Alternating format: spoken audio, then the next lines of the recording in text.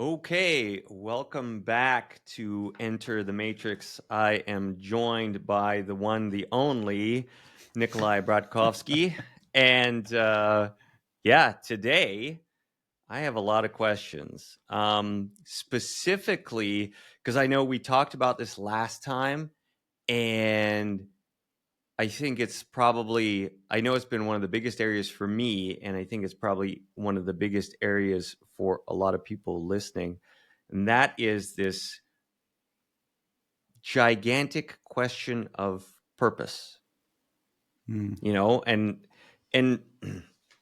what I wanted to start with, and we'll go down a million different rabbit holes, I know for sure. But does everyone have a purpose? And how would you define purpose? Or conversely, how does the Matrix see purpose? Well, first of all, thanks, one and only Mitch Hartwell. And as always, amazing questions. And I think purpose is a big question for everyone. And it's funny, a lot of people come to us and they're like, we just want the purpose module and we want to skip everything else. And let's just, because the only thing I'm trying to figure out is purpose. And it's like, that's like majority of people, because intuitively, they know and they heard that if they align with their purpose, they'll be happy. And that is the first aspect of purpose that is 100% true. Because if we come back to some of the stuff we discussed in the previous episodes, basically this body having purpose is saying this body is predispositioned to run some kind of a startup, meaning it's supposed to do something for the world. And when everybody does their part for the world, then the world is harmonious, beautiful, happy. There's enough of everything. But because there has been so much distortion of idols, people are trying to copy each other. As a result, we live in a world that there is a perceived, and I say perceived scarcity, and people are out of alignment with the purpose, so unhappy. Hence, they live from a place of suffering or other lower vibrational states. And as a result, there are conflicts and a bunch of other things. So purpose is very critical, and every human has purpose. And when they align with it, that means they're doing their part for the world, and as a result, they're making the world a better place. And truly making the world a better place, because I spent 7 years in Silicon Valley and everybody's measuring dicks who is making the world a better place better. And I was like, oh, I'm making the world better place than you're doing. And it's like, okay. And there's a very important nuance there. A lot of people are trying to solve problems of others before solving their own problems. And they think that's how they're making the world a better place. And that only works if you're aligned with your purpose. So if you're truly aligned with your purpose and you're bringing that value or solving problems of others from that place of happiness, because that's truly, authentically, genuinely your purpose, then that works. Then you can actually help people. And what I mean by that, if a person is pre-aligned or their purpose is to work with finance, and instead they're doing woodworking because, as their friends are in woodworking and they seem happy, and they're like, oh, I'll do woodworking as well and I'll be happy. Whereas in reality, they should be managing like money energy. They should be helping people invest their money or whatever else, trading, right? And then they're actually, if they're aligned with that, then they're actually helping others because it's natural for them and they'll be good at it. So now they're solving problem for others. But if they're doing woodworking, they're probably creating furniture that, or whatever they're doing that nobody else wants. Or let's say they're doing carpentry and they're building like as part of new homes, and that stuff just like, kitchen cabinets, they're just like, the doors are a little bit crooked and then they're squiggly, and then they're like 6 months later they fall apart.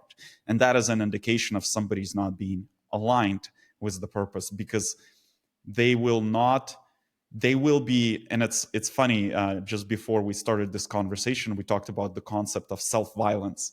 When Yeah. you're not aligned with your purpose, you have to use a lot of discipline, to force yourself to do the things you don't want to do.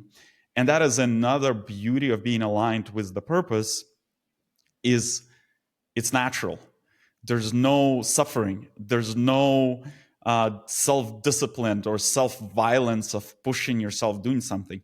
The only pushing the person is doing is when they're doing what they're supposed to do, and they're facing, let's say, where they will do it in a new way or they'll expand it.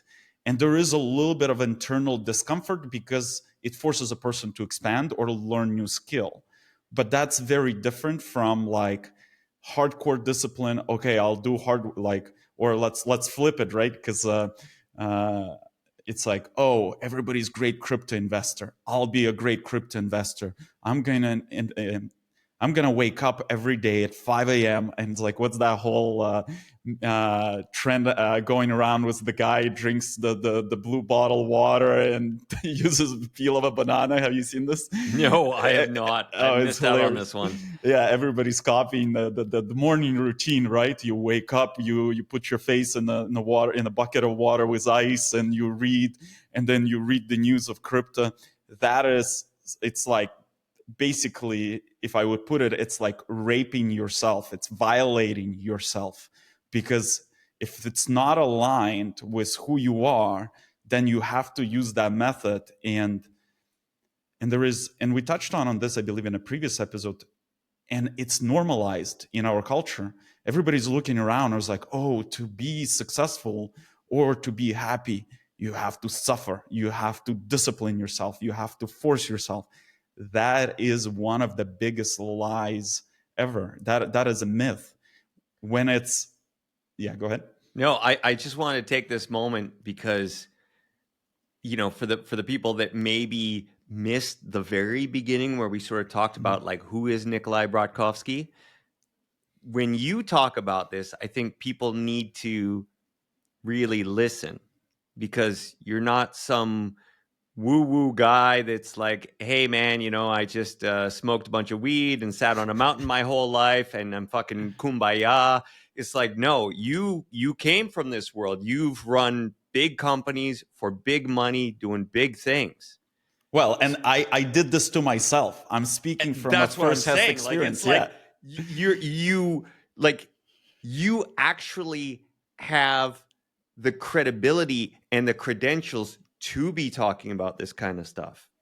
Well, thank you. And what I would add, how extreme it got at one point.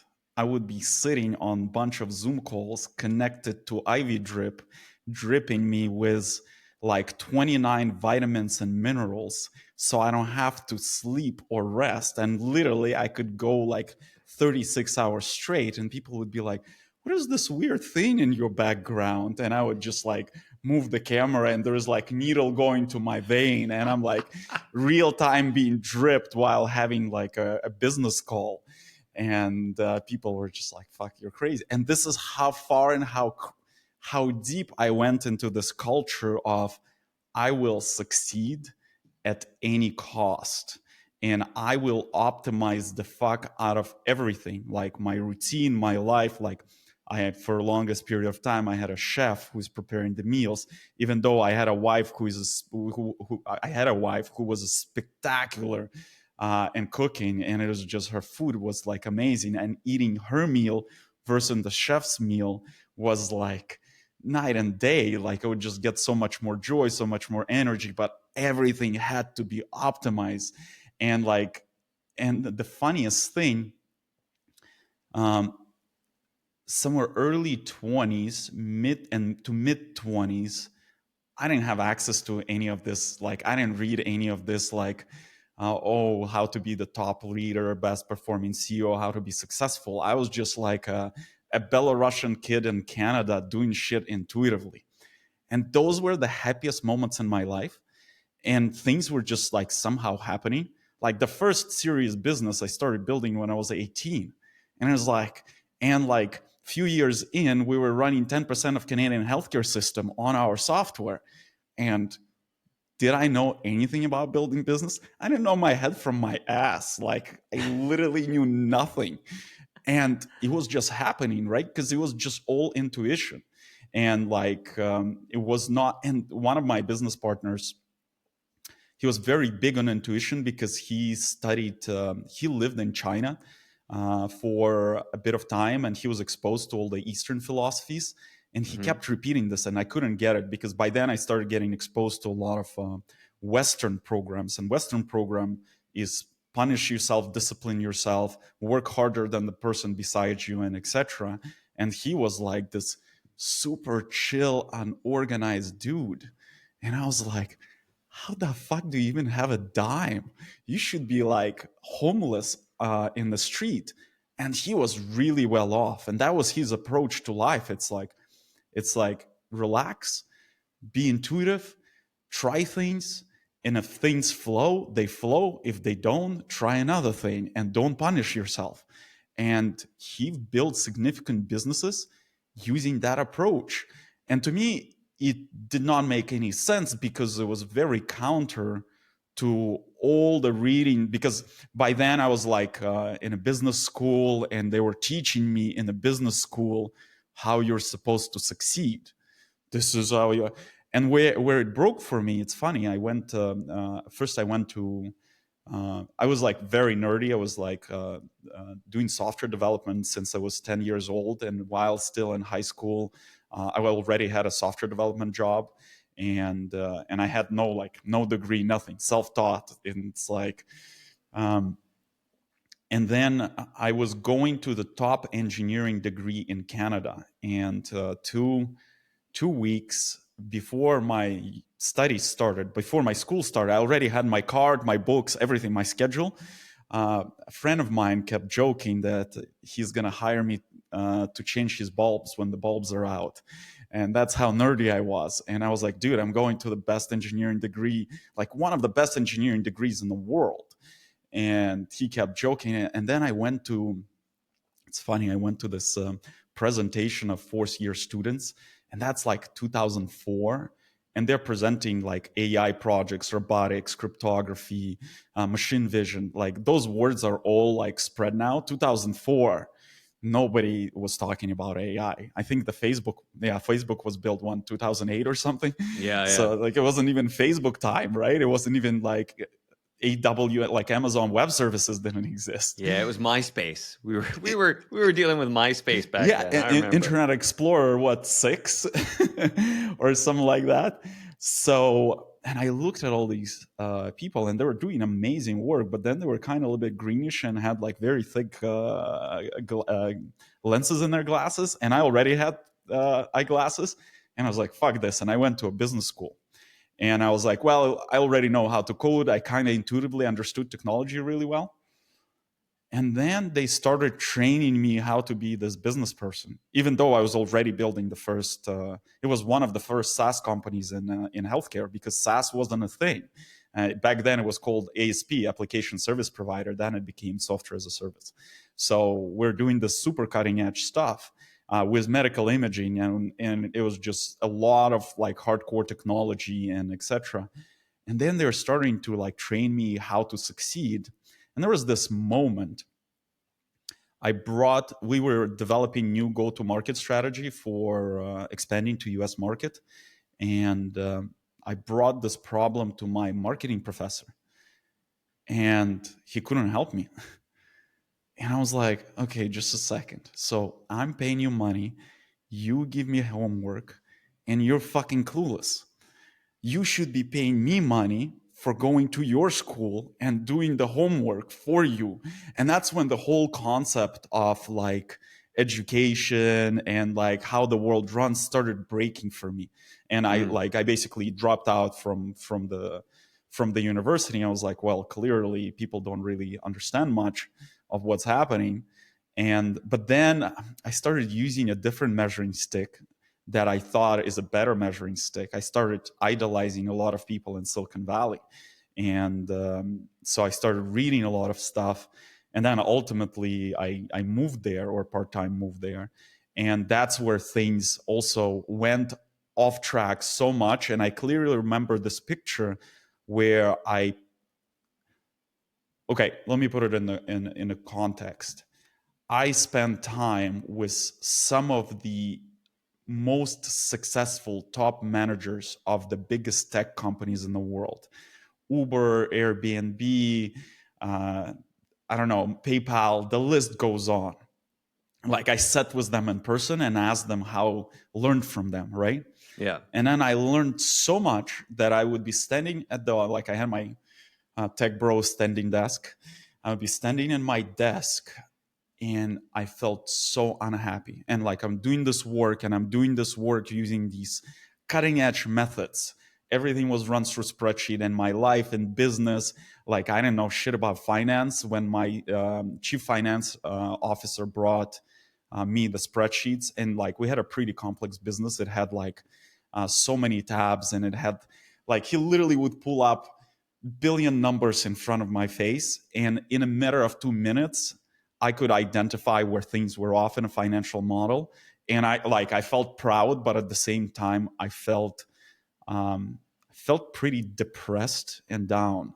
So I was like, okay, this does not make any sense. I built my previous business with zero venture capital. It was bootstrapped and it was profitable, and we were doing significant volumes. Okay, financially, maybe it was not successful because we sucked at business models. We were undercharging for the things we we're delivering, but that was fixable. Yeah. And here I was using all the cutting edge methods. I was like mimicking the top leaders, business leaders in the world, and I felt super depressed. I'd be standing at this desk doing this work, and I'd be like, wow, my life sucks. I had Mm. no joy from what I was doing. So to tie it back together, the cult of copying others is is very dangerous, because what works for Mitch does not work for Nikolai. What works for Nikolai does not work for Mitch, and etc. So when I'm copying, let's say I was copying a friend of mine who built multi-billion-dollar business, and I spent quite a bit of time with him, so I intimately understood and knew how he operates. So that behavior that worked for him was death for me, and that's literally what I experienced. I became so much him that I hated my life, and I couldn't punch another key on a keyboard. And that's when I realized I have to start changing things in my life. So if we're thinking about that in terms of well, there's a lot of places I want to go with this, but just in on the copying piece. Yeah.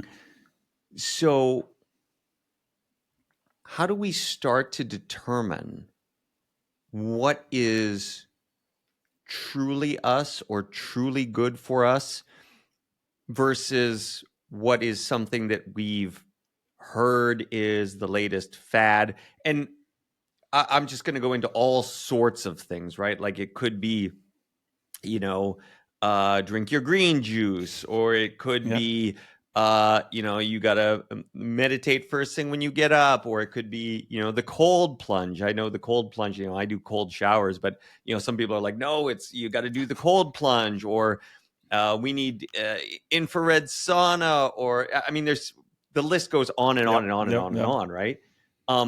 And you see a lot of these things, especially on social media. So people get on social media, they see uh, it's Steve Jobs or it's Grant Yeah. Cardone, and it's these guys, and they're like, this is, I think the most insane thing I think I've ever seen is Mark Wahlberg. If you've ever watched anything from him, and they go through No. like his schedule, I think every minute of the day is allocated to something, and it's like, I think he's up at 3 a.m. and the first two workouts. It's just, you're looking at this, you're like, how can any human do this every day? And then, of course, you can go internal and start beating yourself up like, oh Yep. my God, like I am a fucking failure. Look at this guy. Look at what he's doing day in, day out, and he's a success. So I need to discipline myself. I need to work harder, and I need to emulate this person. So how do we determine then if maybe some of those modalities or daily processes are actually good for us and could be useful versus the whose dick is bigger contest, or who can tolerate more suffering than the next person? Yeah. Because it almost seems like there is a sense of pride or a certain level of status the more you can accomplish and the more you can suffer. So can you talk about that a little bit? Yeah, oh, I was part of the suffering dick measuring suffering club, and that's literally most of the business world. Uh, Were they going meter sticks, or what were they using as the it was metric all there? about the conversation at a drink, how much you're suffering, how little you've slept, how hardcore your discipline is, and that the list goes on. And and the funny thing, the secret is right in front of the nose.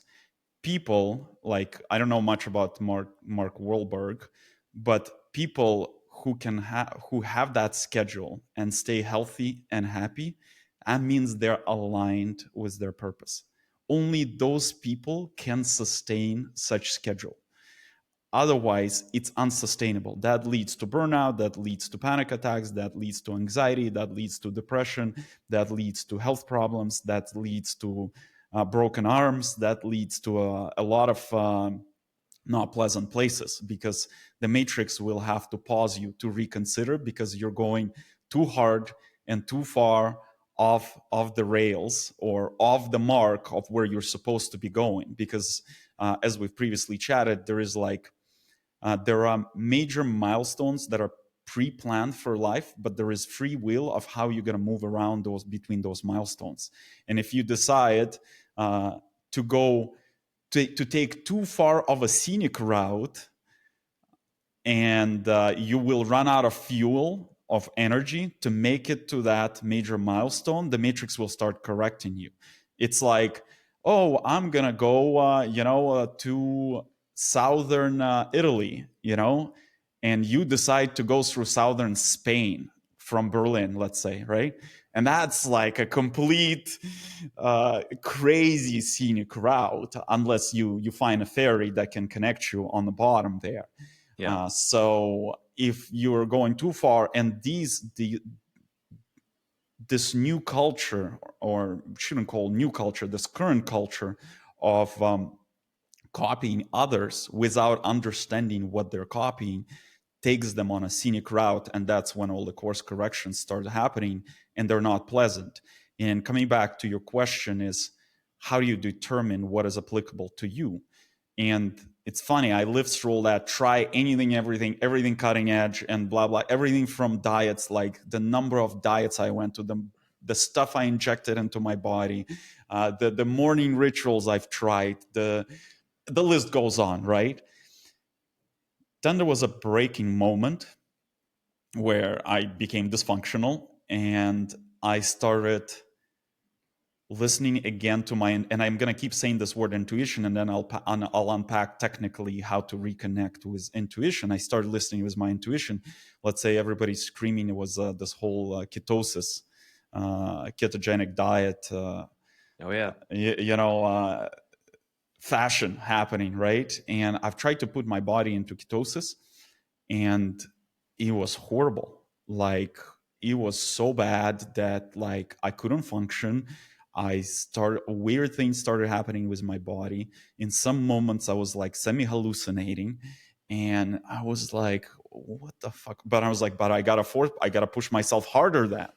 And I would push myself harder, and then I would just be sick, and I just couldn't get out of bed. And I was like, something is off. And then I was just like, you know what? Fuck this. I'm just going to eat what I enjoy. And I would just start eating what I enjoy. And everything would be fine. And I would be performing. And I was like, this does not make any sense, because all these people are saying the only way I could perform if I'm on ketogenic diet. And then you start digging into the research. Only a subset of people can actually live on ketogenic diet. You got to have predisposition, and even ketogenic diet is a temporary, it is a temporary state. You shouldn't be on that diet for an extensive period of time. So your body knows intuitively what it's missing and what it wants. And of course, when we have a lot of trauma accumulated, the body desires a lot of unhealthy stuff to counteract to all the suppressed, I don't know, guilt, shame, fear, and etc. That's when we get onto unhealthy diets. So it could be a little bit tricky. I was like, oh, I'll eat whatever my body desires. Okay, that is within a range. And as we harmonize ourselves, it becomes truly whatever your body desires, because like sometimes my body desires 3 cans of ice cream and I'll eat 3 cans of ice cream. That scenario happens less and less, but that means this being is missing some kind of energy that it can derive from 3 cans of ice cream. And the funniest thing, when we permit ourselves going into those extremes, and we fulfill ourselves with the energy we're missing, because food or activities, let's say binge watching Netflix, are just the type of energy. Like I went through all these experiences. So I went through super hardcore schedule and etc. Where like, whoa, binge watching Netflix is no, it's bad. You're a lazy fuck. To like, fuck it, let's try. Why not? And there is a point in time where you're like, where you get to a point of saturation. And I was like, okay, day 2, maybe day 3, I'm like, fuck this. I don't want to watch Netflix for another century now. And it's like, because I've satisfied myself with the energy I was not permitting myself to give.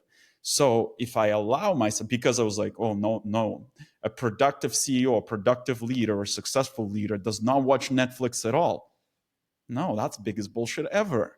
If I feel like watching Netflix on Tuesday night, I watch it. Now I need to only watch it, let's say 2-3 hours to satisfy what's missing. Then the spring does not condense that sooner or later, is going to hit you. So if I keep condensing the spring, then I have to, at some point in time, binge watch it maybe for 5 days, because I was not allowing myself to be in this natural rhythm, because I was trying to copy someone. And so the key thing is to start shifting to the true desires.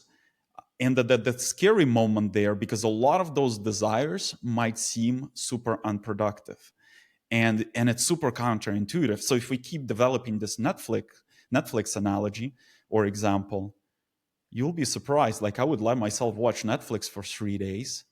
While I was watching Netflix, a lot of the decompression, integration, a bunch of other things would happen. So, like, I'll give you a specific example. I'd be like, oh, I'm not feeling going to the office. And the benefit, I was a CEO, so like I'd be called in like Thursday, hey, I'm not showing up Friday. And Friday morning, I just lock myself in the room, turn on Netflix. I had this projector, massive screen, perfect sound system. And I would be in this like king size bed with the perfect mattress. That's like, I feel like I'm in the clouds, and I just watch straight. Somewhere by Sunday afternoon, I'm starting to sense saturation. Sometimes it will go to Monday and we'll be, fuck it, I'm not going in on Monday. And those are the first instances where I started permitting myself to experiment with that. I'm not going to copy people. I'm just going to be myself. I'm going to give myself what is necessary. Let's call it like Monday afternoon. It's like, I'm oversaturating here.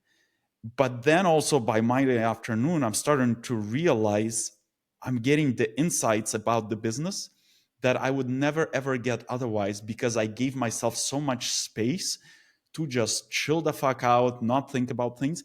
And literally, it's like those shower moments when you've been trying to solve a problem for months and months and months, and you like just cannot solve it, and you're in the shower, and out of nowhere the solution comes in. There was literally those moments that I would walk in on Tuesday back to the office, and I knew exactly what we needed to do to solve the problem we couldn't solve for months. And then I started noticing those patterns, and that's when I was like, whoa, if you just start aligning with these natural cycles. Like the body knows better than the mind, and there is a technical reasons why that's the case. And in our today's version of the society, we've been overtrained to trust the mind.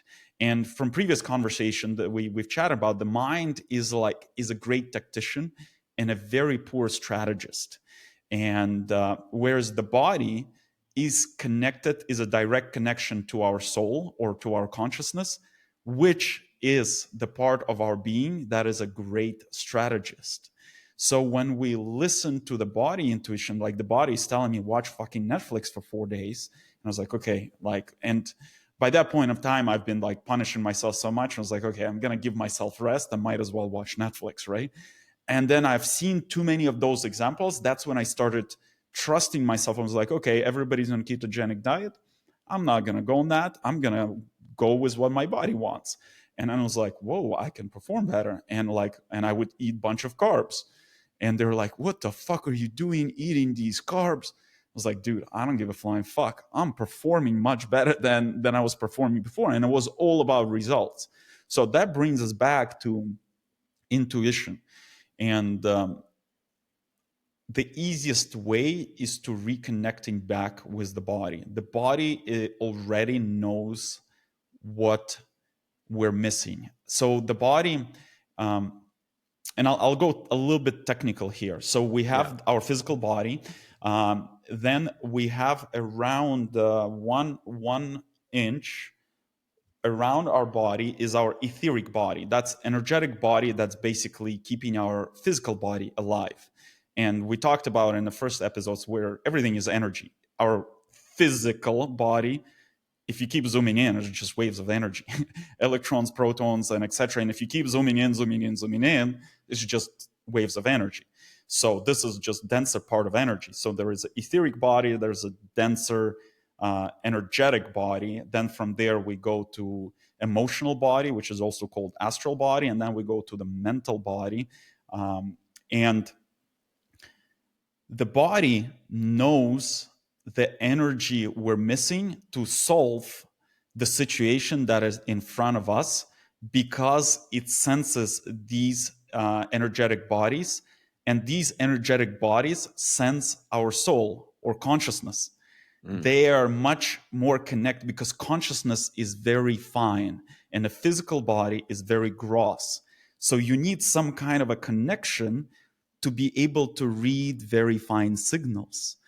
And our physical body, because it senses the etheric body, the emotional body, and the mental body, and those bodies are connected to the finer energies, can read the signals. So because those bodies can read the signals, they send them through the body as the signals. But because the whole upbringing of the past 50 plus years was mind is the king, people get stuck in the mind, and mind is very malleable and easily programmable. And mind is full of all these distorted programs of what success means, how you should do, what you should do. And we start running on fake programs that are not applicable to what is good for us. And that's why practices like meditation, yoga, and etc., what it does, it helps us reconnect with ourselves. And by reconnecting with ourselves, we're reconnecting with all parts of ourselves, and one of the parts is our body. Like, think of it as our body is a barometer or an instrument that is best calibrated to read strategy from our consciousness, because only consciousness or the soul has access to the full life strategy. So when we stop listening to the mind, which is all about tactics, and tactics, it's funny, we talk purely about when we're copying somebody, we're copying tactics. And yes, those tactics work for specific people at specific point in time. And the tactic, let's say ketogenic diet, that didn't work for me in that specific point in time could have worked for me. And it did, by the way. Like probably 5 years later, I, without even thinking, I ended up on ketogenic diet. But it's not because I wanted to go into ketogenic diet. It's just because that's what my body just wanted to eat, like salads and some fish. That's it. That's the only thing I was eating. But there was no forcing, there was no struggling. It just happened natural. And I stayed on that for like 6 months, and I was like feeling myself spectacular. So, and that's where people, that's another reason why people uh, get bought into a lot of hype, uh, is because it actually works for that person. So that person is not lying, Yeah. but it might not work for you. And that's where we want to be. Like, if we're trying to do something and it's suffering and it's struggling, just stop. The whole life, if I would describe, and that's what a lot of entrepreneurs, good entrepreneurs, do well. It's all iterations. You try, it doesn't work, you stop, but you don't keep forcing. It's like, and the better you get at that approach, the faster the person can calibrate their intuition. It's like, okay, I can't really hear my body, I can't really hear my intuition, but I'm gonna try this. You try this for day 2, and it's like, oh, it's just not feeling well, not feeling good. It's like, I'm forcing myself, I'm suffering, I'm struggling, just stop, try something else.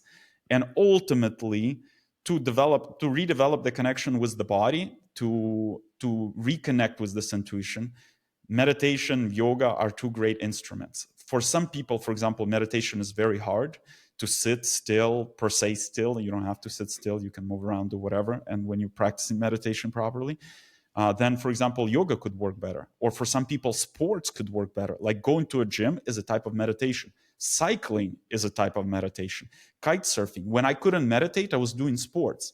That's what allowed me to pause and connect with my body, because in especially extreme sports, you die very quickly if you're not connected with your body. Like I was doing like Yeah. backcountry skiing, heli skiing, kite surfing in some like maybe not so safe environments with a bunch of reef under me and etc. And I clearly remember this moment. I was so in like flying somewhere else. It was my birthday. I was in Mexico, and I walk out at the beach, and there's this wind blowing, and I was like, wow, I wish I could kite surf now. And I looked to the left, there's a kite on the beach. And it's not really a kite surfing spot there.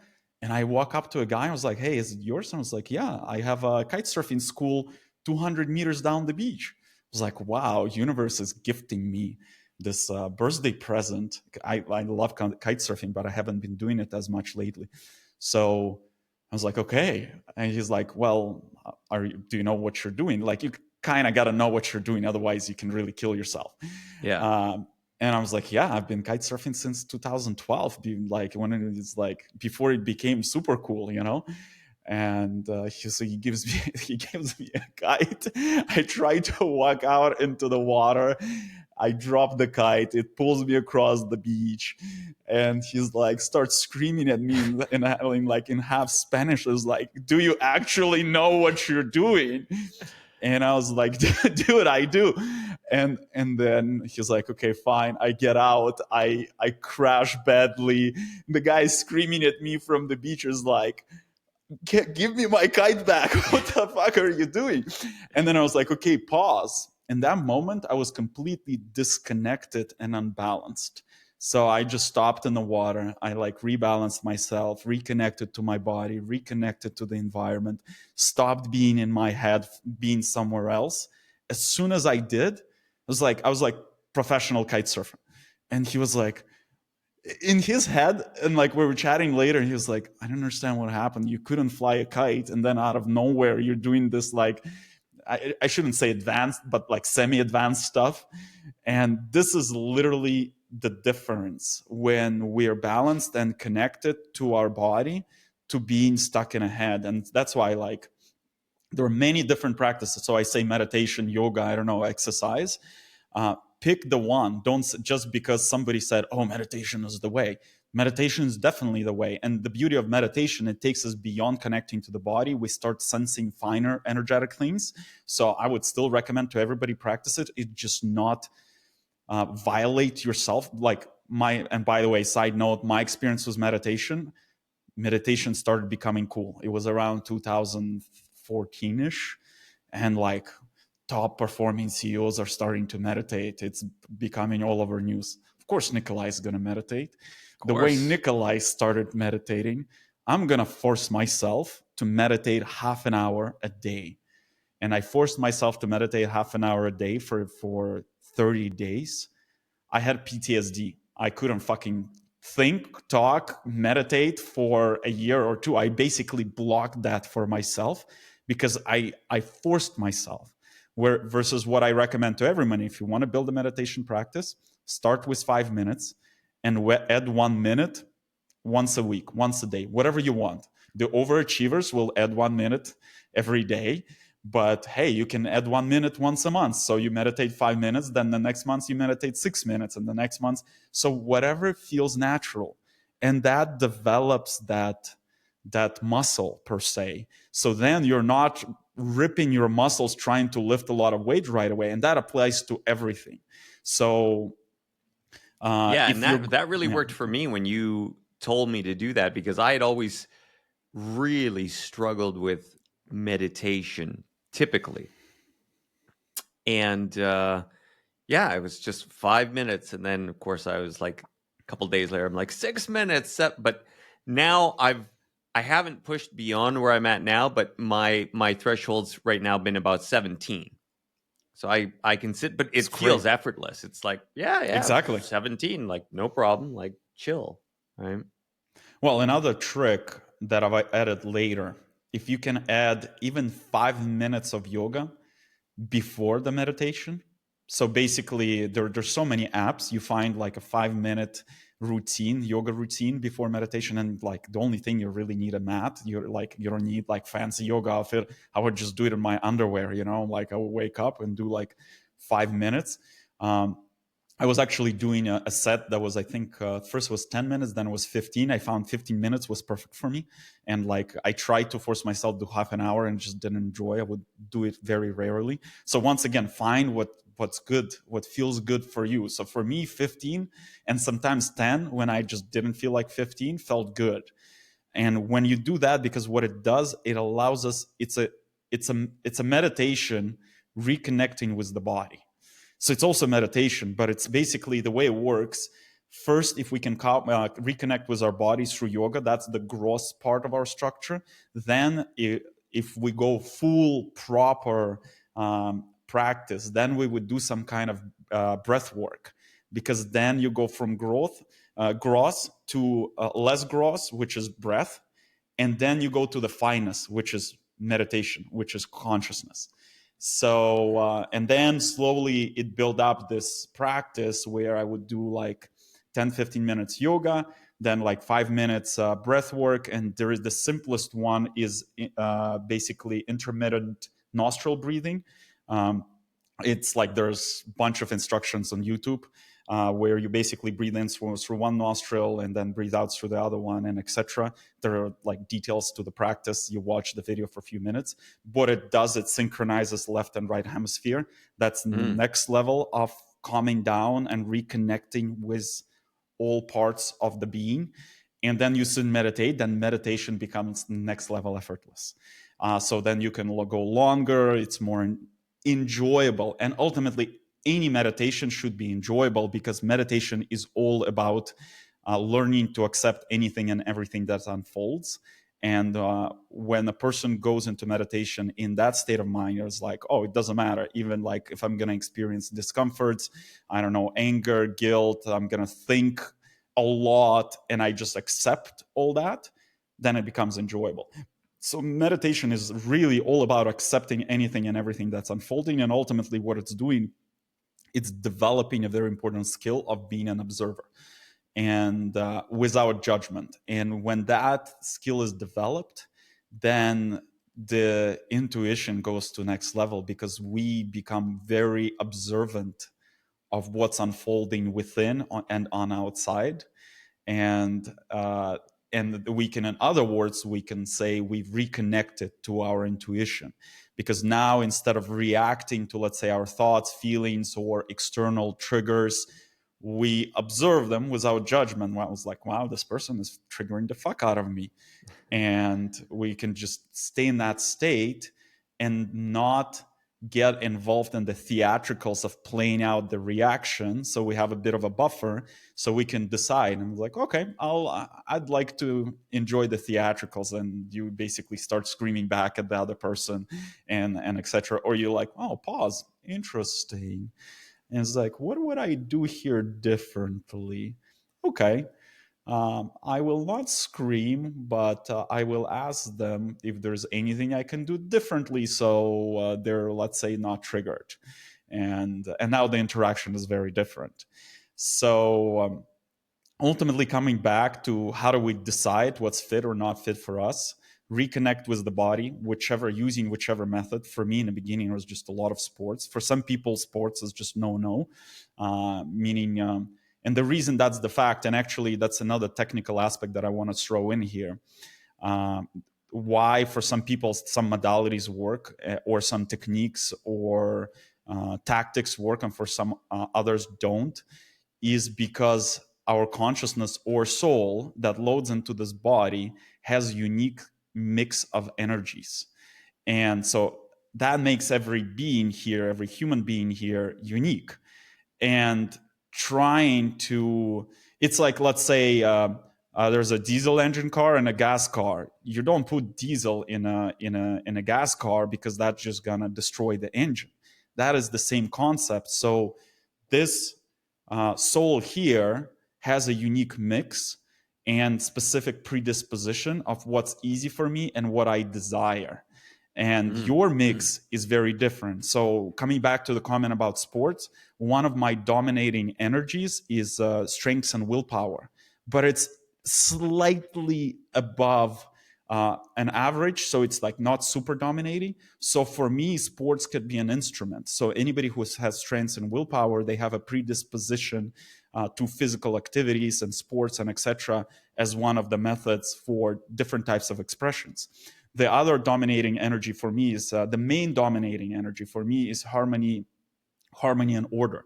So hence my subconsciously I desire everything being organized, everything being in harmony. I like beautiful things. I like the place where I live to be beautiful. I prefer my car to be beautiful but at the same time functional and etc.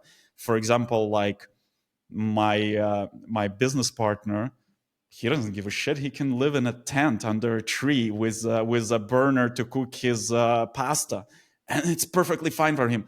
I'm like, for me, I'm like, if I would be in that situation full time, it's probably not the most enjoyable. But ultimately, what I'm discovering, I can now find harmony in any kind of setting. So even that setting, I was like, oh, there is a unique harmony in that as well. But in early stages, my perception of harmony was very structured, how it's supposed to be. So, and that brings us to a point why what works for, let's say, my business partner completely does not work for me. And when we understand that about each other, we don't try to, because sometimes he'd be like, hey, dude, why don't you just go and spend 5 days in a tent in a nature? And I'm like, I like the idea of the nature. I'll go for a hike, but instead of a tent, I'll just rent a nice chalet and it will be the same but different. And for him, I was like, wow, you're ruining it with a chalet. I was like, no, I'm not. I'm just enjoying things differently. And that's how every person is. So that's why it's very important to distill the fact that everyone is different, and the method that somebody's pumping through social media could be the best thing to slice bread for them. It could be death for you. And it can go as extreme as that, because I ended up in ER doing a lot of experiments multiple times. Yeah, that's crazy. One of the things that you touched on there that I think we should go into a little bit more, because you were talking about this idea of, when you're aligned, you're in sort of flow, right? So one question is flow sort of the metric that we should look for? And on the other side of the equation, like, how long should people stay doing something, or at what point should they start to see results? Because I'm sure we've all seen the meme, right? Where it's like you got the guy, he's underground, he's got his pickaxe, he's like he's going away, right? And and there's the gold, right? And then you have the other guy, and he's turned around, and it's like this little sliver of time left, and yeah, and you know the whole bill of goods being sold there is like, well, look what happens if you give up too soon. You don't get the gold. So what's the right solution? Like, at what point do you stay the course going forward, quote unquote, I guess, suffering for the goal, if Yeah. that's what we want to call it? Or do you quickly ascertain, nope, this isn't in the flow, it's not magically happening easily, I need to move to the next thing? So can you talk about that a little bit? Just because I think this aligns also with purpose, and also allowing people to sort of structure their lives or figure out, like, well, what's really the right course of action. So unless your purpose is to be mining, you should never ever have a pickaxe in your hands. And what I mean by that, if you feel like you have pickaxe and you're mining or digging, you're already not in the flow, and you should have probably stopped a long time ago. And that is this. That's just the current subculture of suffering, and it took me a while to withdraw from the subculture of suffering, because I was measuring that the more I the model, the mental construct that was created, if I'm not suffering, I will never get to success, nor I will get to the results I desire. And the more I observe the way the matrix, the world, the universe works, I realize all the successes, like looking back, all the successes I got and all the successes I was experiencing, there was almost no effort there. It just they're also almost irrational. They somehow happen. And but then the part of the mind ego is to attribute that to the pickaxe leading to that 20 years. That is not true. Only small percentage of that is only small percentage of activities needed to happen to get to that result. And when we stop self-punishing, when we stop self-violating ourselves, and just allow ourselves to follow the intuition, and it's going to be very hard for overachievers or for any kind of let's call it modern upbringing, because it will seem like in a moment you're doing fuck all. In reality, you're doing exactly what you needed to be doing, and preparing for that moment when you need to do that 20% of the activity to get 100% of the result. You're preparing for that moment, not to miss that moment, and to be fully energized, fully be prepared, turn like sharp and clear. And I've seen this too many times in my life and lives of others. The way matrix works, it will matrix does most of the work. We just need to accept the results, but we think we're doing the work. And it's like, I'll give you a fundraising example. Like, I created a rule in my head that I need to meet 50 investors to find a lead investor who will invest, and then the others will invest. If I would be more connected to the intuition, I probably needed to do 10 meetings, because I've observed a lot of my friends who, like, I prided myself at being great at fundraising, and I ran that process like advanced motherfucker. Like, I knew how to raise money and people came to me, but that was a brute force approach rather than intuitive approach. And then I watched some of my friends raise, and it completely broke all my models, and I was very pissed off and frustrated. I was like, dude, you're not following any of the rules of fundraising, and why you're raising more money than me with better valuation, and their business is not, their metrics are not even better than my business metrics. And it completely wouldn't make sense, because the way it works, out of 50 calls that I needed to make, out of 50 calls I only needed to make, I don't know, 5 calls. and that's it. And when we're tuned in, the matrix itself will create events where it's almost hard to miss that call.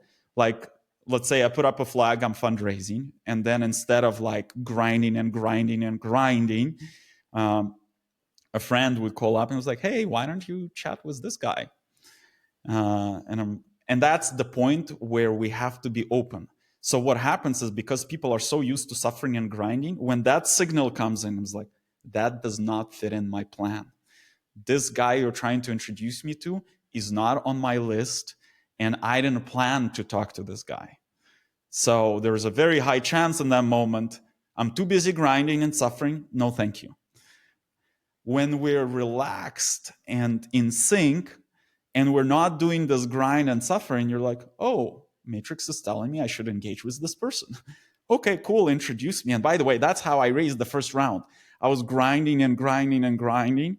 And then I go to a dinner and I'm like, I'm making some progress, but it's very hard. And like, some people are interested to invest, but it's kind of like, it's like really pushing the boulder up the hill.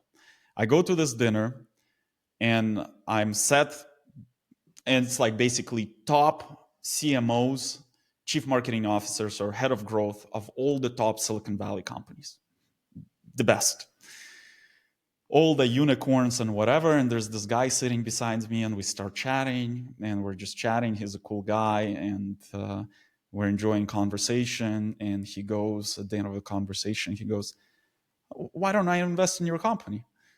I was like, okay, cool. Why not? And he was like, okay, can I invest this much money? And I was like, well, and you play the dumb Silicon Valley game. I'm like, oh, I have already a lot of investors. In the back of my mind, I think I was like, yeah, I have a bunch, but not as many as I'm telling the guy. So that's already manipulation. And that's, I'm going to put a side note there, and I'm going to talk about that, how to reconnect with intuition. That's an important factor there. And then he's like, then I'm like, okay, I'll make space for you. You're a cool guy. We're enjoying it. The next day he calls me. He was like, oh, my friends want to invest more in your company. And I was like, well, I don't know if I have space. And of course I'm thinking, well, I was like, wow, this is amazing. Then he's like, hey, why don't I come pick you up? And I want you to meet someone. He picks me up in his Ferrari, takes me to this private vineyard in Sonoma. There's this guy walking in underwear drinking beer, and he goes like, I want to invest a lot of money in your company. And I'm like literally we have this random meeting, random conversation per se, and out of nowhere all his friends are investing in the round, and those people are just good, amazing humans. Because there are a lot of investors who are always scheming and doing all types of weird things, and there's just straight up great people. And out of nowhere, with one, dinner, everything happens. And I could have just be like, nah, I don't want to go to that dinner. Who cares? And like, because I'm too busy making calls and doing the meetings and etc. And everything I tracked in my life, and everything in everyone's life, when they understand the technicality of how the matrix works, happens that way. Because all that gets first pre-built and designed by there are like different routes that get designed by our consciousness, and then we play the game. And we can get on the scenic road route where we're grinding and suffering. It's like, well, clearly you want to learn that experience. And then if we're not reflective enough, for example, at that point I was not reflective enough, and I correlated it to my grinding, but it was nothing about my grinding. It would have happened if I was sitting flat on my ass and just like chatting with people who were coming into my field. But most of the society relates it to the grinding or suffering or going hard with the axe. No, that's not how it works. Because then, as I was like super fearful, and I was like, if I stop grinding, I'm not going to get any results. So I stopped grinding, and the matrix blew me away. Like, for example, with this organization Atman that we built, I was like, well, I need clients. I need to do marketing. And I was spectacular at marketing. I'm gonna like roll out this next level marketing. And by then I was already like quite intuitive, connected with my intuition, and my intuition's telling me, no, $0 on marketing, $0 on advertising. It's like, fuck, this does not make any sense. How the fuck am I going to get clients? Then I was like, I'm smart. I know like my network is massive all around the world. I'm going to tap into my network. That's what I'm going to do. And in that moment, I land in San Francisco. And because I spend a bunch of time in San Francisco, I have a lot of friends who are perfect fit for what we do, have the budget, and our product and offerings was not cheap. And I was like, I know why I'm in San Francisco. I'm going to catch up with all these friends and it's going to be dozens of clients. And my intuition goes, no, you're not meeting with anyone. It's like everything starts breaking in my mind, right? And I was like, what the fuck? And I met with like very few friends who we had amazing conversation with, and it was completely not about business clients or whatever. It was just enjoyable. And I was like, wow, this trip to San Francisco is wasted. And then I flew to Mexico City. And I was like, this doesn't make any sense. And then I was single. I was like, I go on Bumble or on Tinder, meet somebody. And then I meet this woman. We start chatting. And she's like, well, I kind of interested in what you do. So can we do some stuff? And we organized retreat for her. And I was like, oh, this how it works. Then I'm like hanging out. Then I ended up in Greece and I'm at this beach club. I would go and work from the beach club and I'm chilling. This older couple start chatting with me and they're like, oh, we just transitioned our business and we have a big family business in Quebec and we just transitioned it to a next generation. Our children are a little bit lost. Can you guys help there? And I was like, I was just sitting at a beach club in Athens. Do you see what I mean? Yeah. Then like in my mind, I was supposed to run a bunch of advertising dollars. Then I had to run then I thought, okay, I'm going to be meeting people. And everybody who joined us as clients was like, it cannot be more random. We were launching a course. I was pinning friends, and I thought, of course, my friends will support me and join this new course. Only one out of all friends, or actually two out of all friends, joined, and a lot of others were like, "Nah, fine, billion excuses." But then there are people who I barely know, or I haven't spoken to in a very long time. They were like, "Oh yeah, let's do it." And to me, it was shocking. I was like, "What do you mean? You don't even really know what it's about?" I was like, "No, I just feel like it's the right fit for me. I'm gonna do it." And my mind just started breaking. So in my perception, there was this long relationship build up that would lead to conversion. That's what we're being taught in the business world, right? Yeah. No, there's just these people who, like, both of them, I barely, like, who joined, the other two who joined, I barely knew. We just had great conversations some time ago. One person, I couldn't even remember how I knew them because we haven't talked to in like, I don't know, 5-7 years. So I was like, oh, who's this person? I got to figure out who this person is, who is joining the course. That's literally how it felt. And then the memories started coming back. Apparently she was at my wedding and and then because that was kind of so my old life. And I was like, oh, I hanged out with her quite a few times. She's cool. But it was like almost erased from my memory. And then I started seeing so many of those examples, not just in my life. When I started observing other people's lives, like our clients, friends, and etc., that's how Matrix works. But because there is so much, it's like there's this joke when there's a major flood and the person saves themselves by climbing the roof, and there's this water flowing, and the person is like waving the t-shirt, hey, save me, God, please save me. And the boat comes by and I was like, hey, jump in. I was like, no, I'm waiting for the God to save me, thank you. Then the helicopter flies in, hey, let's lift you. No, the God will save me. That's what happens when we get into this living through the templates that we picked up from outside that tells us that's how we achieve something. That blocks our ability to receive what is already effortless, and because we've already designed a plan. That's how I'm going to climb this mountain.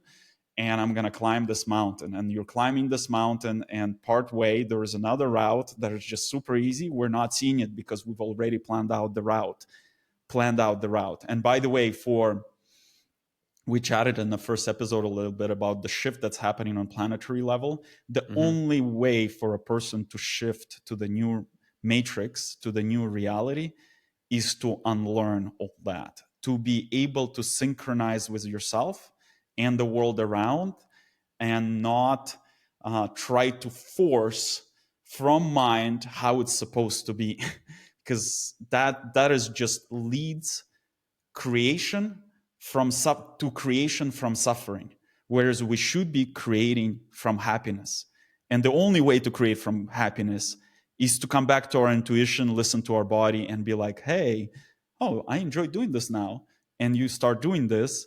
Like, for example, when I was in transitionary period of this time, like I feel like, oh, I feel like reading this book, and this does not make any sense. Like, it does not fit into any of the plans that I've made, but I just have a strong desire to read the book. So I drop everything. I'm supposed to be doing this landing pages, I don't know, designing, marketing material, blah, blah, blah. No, just read this book. I'm like, I drop everything. Fuck it. I read this book. And then I was like, I don't know why I read this book. A week later, I get connected with someone, and we build a deep conversation based on that book. And that leads to like next thing and the next thing and the next thing. And this is the example how crazy it gets. But you can only observe these patterns. So right now I'm sharing that's how the matrix works. And one thing that we tell everyone: don't trust our words, use them as inspiration, be your own experimenter. You have to develop your own experimentation practice. And for that experimentation practice to start, to make that experimentation practice easier, you need that skill of observer. So, and that's why the meditation, yoga, and etc. could be very helpful, because when we have this ability to observe, it is so much easier to see patterns. And without realizing that, that was actually my superpower in the business. I could see patterns whenever I was not grinding myself to the ground. And I could see them so well that I would walk into the boardroom and be like, guys, we're turning 45 degrees this way. And everybody's like, this does not make any sense. I was like, guys, trust me. And I was not that great at communicating it. So I would sometimes use force to just turn the whole company, because to them, it was not linear. Like, they didn't understand how you go from A to G. And to me, Yeah. I've already intuitively saw the path. I saw the pattern. And like, I couldn't fully explain, and I was impatient. I was like, guys, we're just turning there. And then a funny thing, then I became soft Canadian. Oh, you cannot be so directive and blah, blah, blah. So I would walk into the boardroom. I was like, guys, if we walk this way, that's where we're going to find gold. That's where we're going to find success. Everybody's like, we don't understand why, because A to G, we need A, B, C, D. Then guess what? 2 years later, there was an internal joke in the company among everyone. Nikolai has predicted this, but we did not listen. Literally, then the whole company would go to B, C, D, E, and etc. to figure out G. And like everybody, we would sit in product meeting, finance meeting. I was like, well, you told us 2 years ago. And I was like, yeah, I did. And I was like, fine with that, because like everybody has to learn. But then ultimately, I shouldn't be fine with that, because if I knew how to communicate that and I understood how this works, I could direct the company so much better, and it would we would get to the results so much faster. And this is what starts developing. We start developing through this intuition the sense of these counterintuitive, irrational, or non-linear solutions. And only those are the ones that truly work. And that's what's scary to the mind. It's like, why am I reading this book? It does not make any sense. And a week later, you're having in-depth conversation about that book. So even to kind of bring it back to that concept of, okay, somebody's doing something, whether it's they're trying some marketing, they're trying a new business, maybe they're trying to get a new business off the ground. What should they be paying attention to know that they should stay in it, or that it's just not for them and it was a bad idea, or it's a failed concept and they need to pivot or go somewhere else? Like, what should they be paying attention to? Struggling and suffering. If you're struggling and you've like attempted once, attempted second time, and you attempted like, I don't know, you can pick your threshold third time, and it seems like it's just struggling. It's like pushing the boulder, just stop and drop that. That's it. You're going in the wrong direction. It's very simple. Because if you're going in the right direction, with every attempt, things will open up and will get easier. So, and when the person is in the most sync with themselves and in the world, then it just flows. There's no struggling, there's no suffering. It's like you make one phone call and everything happened. Like a simple thing, like I was looking for the movers and last minute movers. Because I was aligned, I knew I was like, oh, I'm going to move. And then I was like, you gave me one movers, but then I'm like, since like the story you told me, I was like, yeah, they're pretty good, but like, you had your own experience with it, and they're in different areas, so they have to come to my area. Intuitively, I was like, first of all, like I knew that I needed the movers for a while, and I get the movers like few days before, and it's like nobody does that, right? Like, and I don't even know that I'm going to be moving. That was another reason. But when things are aligned, I was like, I wake up on one day and I was like, oh, today is the day to get the movers. And I literally go in Google Maps, I search, list comes up with all the moving companies. I look at one and intuitively like, that's the one. I call up the guy, the best, like super organized, which is not the case for Montenegro. He's like, here's the thing. I was like, what's the price? He's like, send me the photos, I'll tell you the price. I send him the photos. Within minutes, I get the price. He's like, okay, you're scheduled, blah, blah, blah, everything. I was like, wow, this is too easy. That shouldn't be the case with movers in Montenegro, right? Then he shows up, I pack a bunch of stuff, but then starts loading everything in the van, and then it's like super professional. And then it was like some stuff like chairs and stuff I couldn't pack, and I didn't want to disassemble. He's like, he starts wrapping everything. He has everything prepared, starts like, and he's trying to wrap the things that don't even need to be wrapped. I was like, dude, relax. You just need to wrap like few things. The rest you can just load in the van. Loads everything. So basically the whole process, there was over an hour drive. The whole process of loading, driving over an hour, and unloading took him less than 3 hours, which is like unseen in Montenegro. So like basically on the whole move, he spent less than 2 hours. And this is the example. And he was super nice, and like, and he gave me a price for much less stuff. Because then I thought it's going to be like 5 boxes. It turned out to be more like 15 boxes. And then I forgot a few things. And I was like, hey, there's a bit extra. Can I pay you extra? He's like, no. I gave you the price. That's the price. And I was like, I gave him a tip. But like, this is an example when things are in alignment, they just flow. And if they don't flow, what you can do is like, okay, but I still want to go in that direction. You push a little bit more. You push. If it pushes back, you're like, okay, time to stop. If you're persistent, there is still persistence. It's like, okay, I'm going to push more. So like everybody can establish their threshold. But if you find yourself pushing and suffering and struggling, just stop. Wrong direction. There's no need to try anymore. And then, but the thing is, to be able to connect with the new direction of what other method or whatever, you need those moments of peace. Either you're watching Netflix, or you're meditating, or you're walking along the beach, or whatever it is. Because that's the moments when the intuition will show, oh, this thing that you tried to solve through Instagram ads, you could have solved by like joining this club and just presenting there once, and you don't even need to run the ads.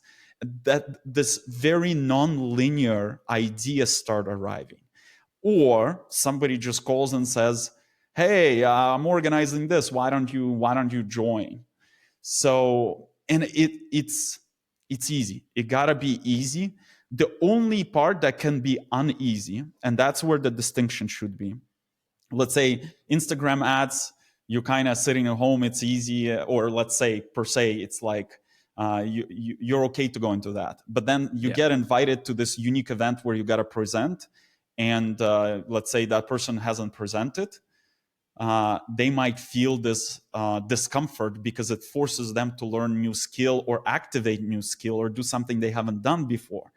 That's the only uneasy things that we should face, because that creates a situation for us to expand. Anytime we can expand our skills, develop a new understanding of the world, learn something, that's the only struggle we should face, not a continuous struggle of pushing the boulder up the hill. So this person gets invited to speak. They're like, oh, like this is actually playing out right now. We have this apprentice, and we're like, hey, why don't you join our podcast and do the podcast with my business partner? She's like, that was not planned. I was not planning this. And how am I a podcaster? Blah, blah, blah. So her first instinctive response was like, basically more or less no. And then she's like, oh, why not? I can just try it. And if I don't enjoy it, then I can stop. And that's that openness, because the stuff that is presented to us, usually it's a pull. So there's push and pull. If we're pushing, that's the wrong way. It should be pull. If the matrix is trying to pull us into something, because it's already designed for us an easy experience, it might not be easy internally because it will teach us something new, or it puts us in a new situation to help us evolve, develop, and etc. But the whole situation is already built. We don't need to spend any resources to design, develop, create this situation. And that's that difference. And the observer, I'll keep coming back to the observer. That's one way to reconnect with the intuition. The second one that I put a pin when we were chatting about manipulation, any kind of micro manipulation or micro lying, or especially big lying or manipulation, creates dissonance internally in us, and that's what disconnects us from intuition. If we manipulate and if we lie, that means we can be manipulated and we can be lied to. And if we, for example, talk about universal laws, the second universal law of conservation of energy, if we manipulate and we lie, that's what's going to happen to us. Guess what? When we watch all these social media, Instagram, here's the best morning routine, or here's the best way to sign up clients, we're easily manipulated. Besides that, it creates energetic havoc internally. It desynchronizes our energetic bodies, and as a result, we cannot hear the CEO or the soul, the consciousness, because all the bodies start spinning energetically. Basically, what happens, the bodies start spinning out of sync. So it's hard for us to gain clarity. So one thing we recommend to everyone is 100% hygiene in our expression. If somebody, like as even simple example that I've shared with you, it's like if somebody if you promise somebody that you're gonna go with them to a park on the weekend, and then you don't feel like it, and then you call them and come up with an excuse that is not true, that is bad hygiene. Should always be honest and should be like, hey, I know I promised going to a park on the weekend, we're going to do this together, but I really not feeling this. I feel like I need rest, or I feel like I want to spend time with my girlfriend. Like whatever the real reason, voice that. And what people will start discovering when they speak the truth, the other person does not get triggered, because the truth does not trigger. Even though it's like, they might like get, wow, but we made plans, but then it will like subside because you're being honest. So that's the other part, to reconnect with the intuition, to start being honest, because if we put out honesty, then we'll also will receive honesty, and that will allow intuitively to pick up, oh, this is the right marketing method for my business. And you won't be like, nobody will be able to manipulate you. No advanced marketing, no advanced sales, or no other person, or etc. Because we're in a state of balance and truth with ourselves. Whew. Okay. Well, and I know we didn't get fully to the purpose, but we're building towards it. And I can talk about it. Well, that's going to be, I was just about to say, I was like, I mean, me being the structure guy, it's like I have a whole list of questions here. We did one. I mean, out of Well, that's all the great. shit We that have I have here, pretty many much episodes ahead. yeah. So we will be doing Purpose Round 2 next week. So stay tuned for that, because we just scratched the surface on this, and there's a million different things that I want to go down on this, and I think it's all going to unfold as we keep having these conversations. Yeah, So, well, today we laid the foundation of how to align with the purpose, because unless you know what the intuition is and how some of these things work, it's exactly where we started, right? People come to us and tell us or just tell me my purpose. yeah. And we can, but they won't understand it, or they will hear it in a distorted way. And with a lot of stuff we talk about, there is a lot of foundation building, and as that foundation develops, then the other concepts click in, or it becomes easy to let's say understand how to connect with your purpose. So stay tuned. Stay tuned next week. Yeah. Thanks, Mitch.